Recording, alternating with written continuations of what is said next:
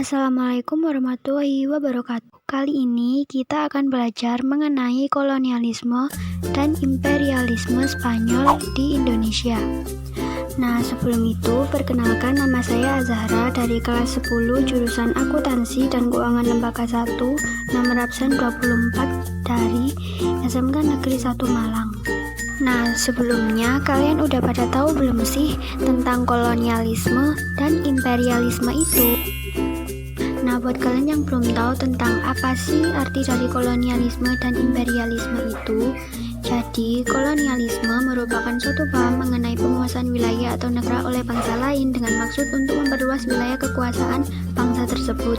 Sementara itu, imperialisme adalah sistem politik yang bertujuan menjajah negara lain untuk mendapat kekuasaan dan keuntungan yang lebih besar.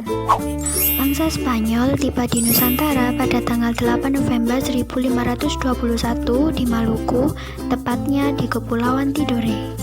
Perjalanan bangsa Spanyol di Indonesia dipimpin oleh seorang penjelajah Spanyol berkebangsaan Basco, yaitu Juan Sebastian Elcano.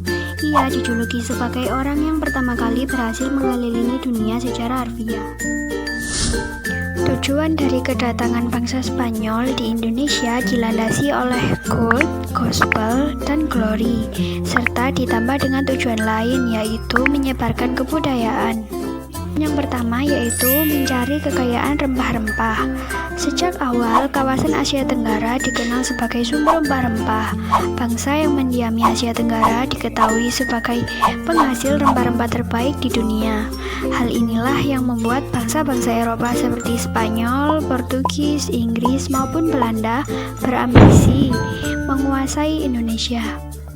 Setibanya Spanyol di Maluku, ia disambut dengan baik oleh rakyat sekitar dan dia dijadikan sebagai sekutu untuk menghadapi kerajaan Ternate yang saat itu bersekutu dengan Portugis. Sebagai balasannya, Spanyol diberikan hak untuk melakukan aktivitas perdagangan rempah-rempah di Tidore.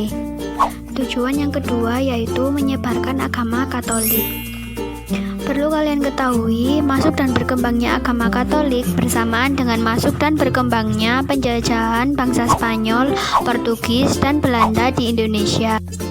Sejak awal, di dalam rombongan bangsa Spanyol ikut juga para pastor dan misionaris untuk menyebarkan agama Katolik pada penduduk yang disinggahi oleh pelayar. Tujuan yang ketiga yaitu mencari kebanggaan dan kejayaan.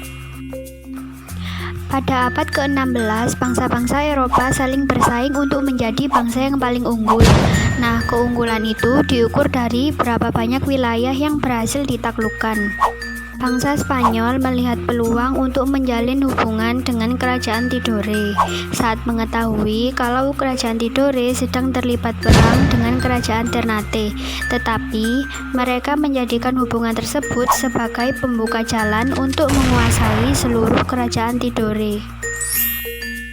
Tujuan yang terakhir yaitu menyebarkan kebudayaan. Meskipun keberadaan Spanyol di Indonesia terbilang cukup singkat, yaitu berkisar antara tahun 1521 hingga tahun 1529 saja, tetapi mereka berhasil meninggalkan beberapa kebudayaan. Di antaranya yaitu yang pertama yaitu Malaga, merupakan suatu merek minuman beralkohol, yang konon katanya nama Malaga diambil dari suatu kota di pesisir pantai selatan Spanyol. Yang kedua yaitu kuliner panda. Ini merupakan makanan khas Manado yang konon kue pastel berisi ikan cakalang ini merupakan modifikasi makanan Amerika yang dipopulerkan Spanyol di Minahasa. Peninggalan Spanyol yang terakhir yaitu kosakata dalam bahasa Spanyol yang masih sering kita jumpai saat ini. Contohnya seperti tornado, bonanza, matador, patio, dan lain-lain.